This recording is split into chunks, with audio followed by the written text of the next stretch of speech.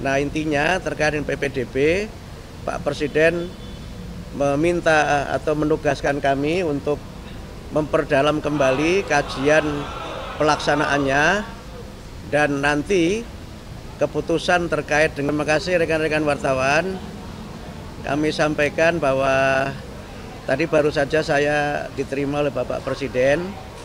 Kami menyampaikan beberapa hal yang berkait dengan kebijakan Kementerian Pendidikan Dasar dan Menengah, dan juga beberapa kegiatan yang kami akan laksanakan dalam waktu dekat.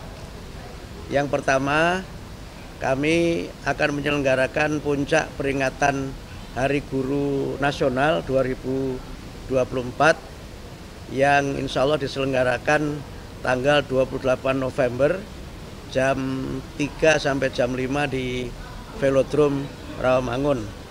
Dan kami tadi menyampaikan kesediaan Bapak Presiden untuk dapat membuka dan memberikan pengarahan dalam acara Puncak Hari Guru Nasional 2024 dengan tema Guru Hebat Indonesia Kuat.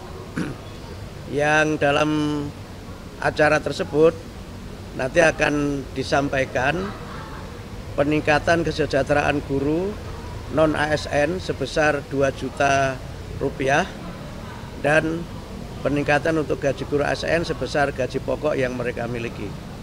Nanti akan disampaikan pada saat puncak peringatan Hari Guru.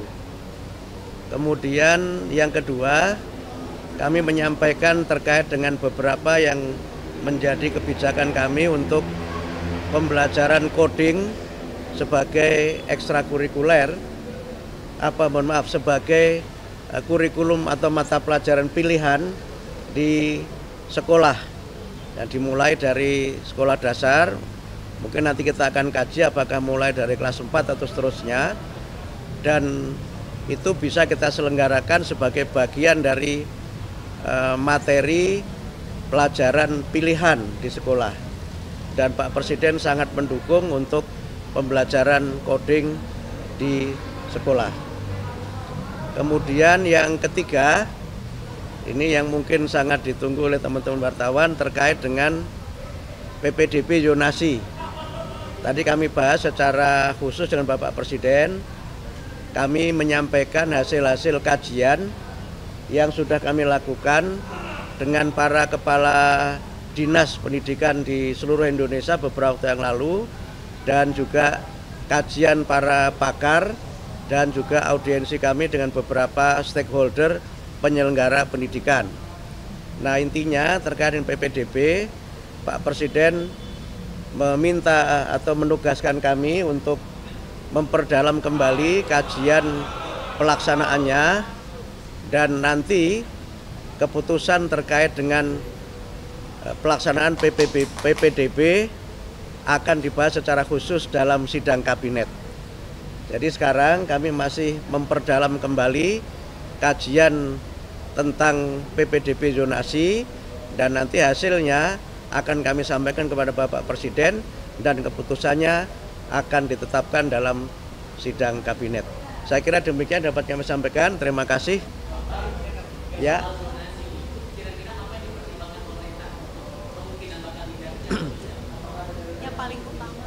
Jadi begini, zonasi itu kan filosofinya ada 4 ya. Yang pertama, zonasi itu kan filosofinya pendidikan bermutu untuk semua. Yang kedua adalah inklusi sosial. Yang ketiga, integrasi sosial. Yang keempat, kohesivitas sosial. Ini semangat dari zonasi itu.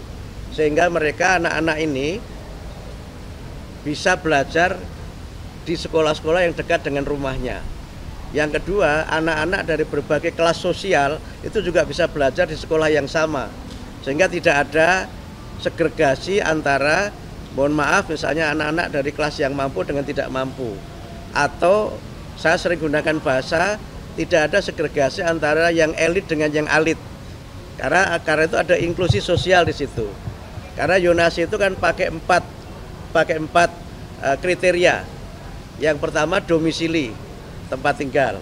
Yang kedua prestasi, yang ketiga afirmasi, yang keempat mutasi. Jadi dasarnya kan itu.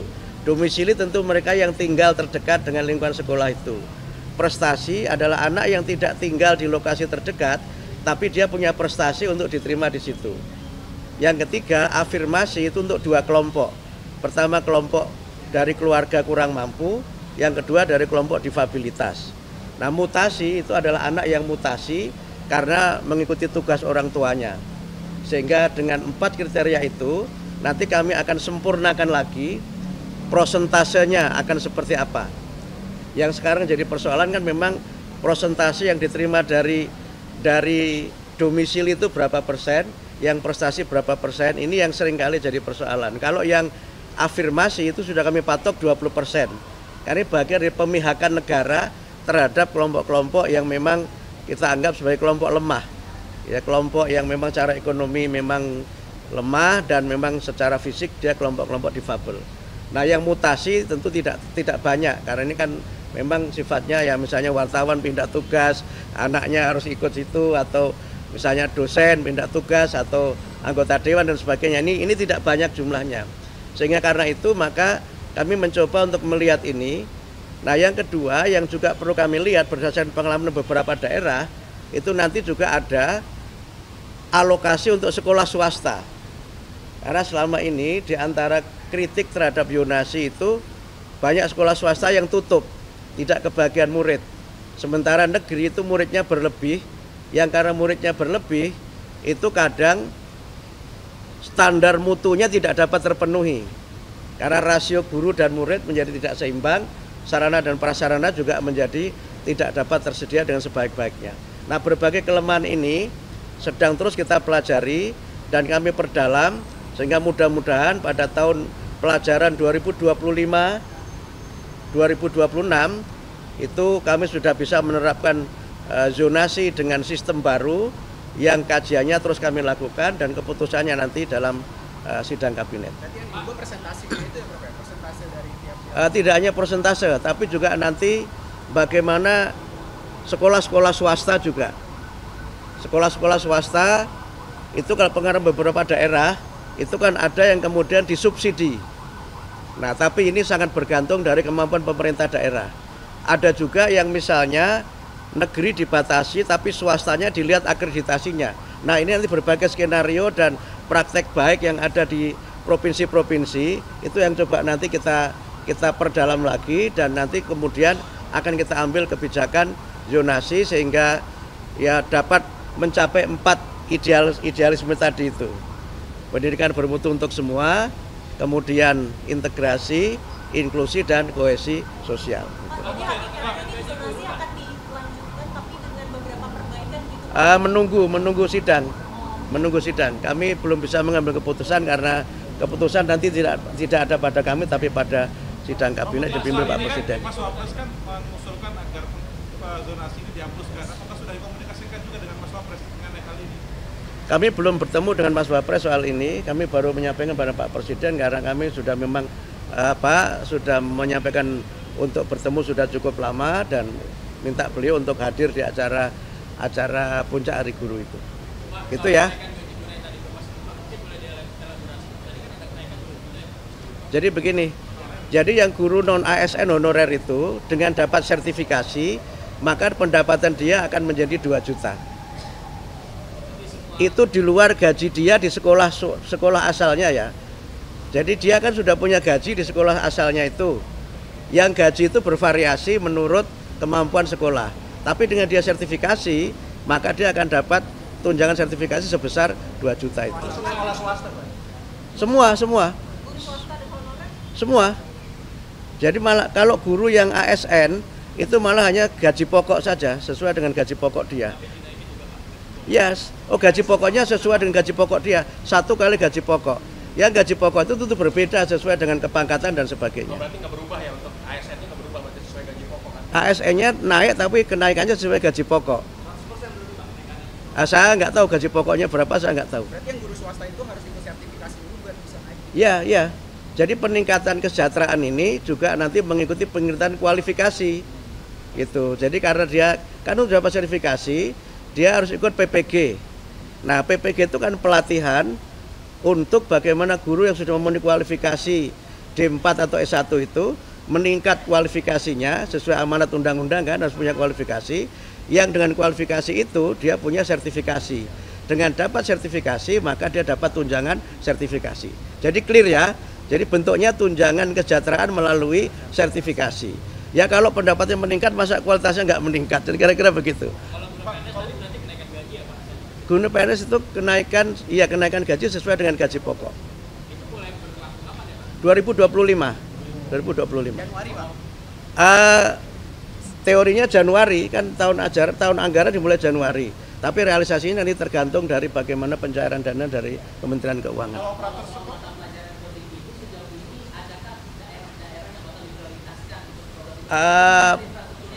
Belum pakai prioritas, tapi kami sudah melakukan kunjungan ke beberapa sekolah yang ternyata sudah banyak yang menyelenggarakan coding.